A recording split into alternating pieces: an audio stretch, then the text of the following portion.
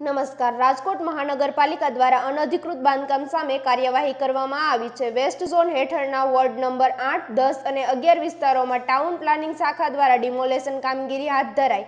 મહાનગરપાલિકા સંપ્રાંત થયેલા અનામત પ્લોટ તથા ટીપી રોડ પર થયેલા અનધિકૃત બાંધકામ દૂર કરવામાં આવ્યા છે. આ કાર્યવાહી દરમિયાન અંદાજે 9,923 ચોરસ મીટર જેટલી જમીન ખાલી કરવામાં આવી છે, જેની કિંમત આશરે 94 કરોડ રૂપિયાથી વધુ ગણવામાં આવે છે. મહાનગરપાલિકા આ પગલાંથી શહેરમાં ગેરકાયદેસર બાંધકામ સામે કડક સંદેશો આપવામાં આવ્યો છે. વધુ સમાચાર જોવા માટે જોતા રહો આરપી ગુજરાત ન્યૂઝ રાજકોટ. સુરક્ષિત રહો. ધન્યવાદ.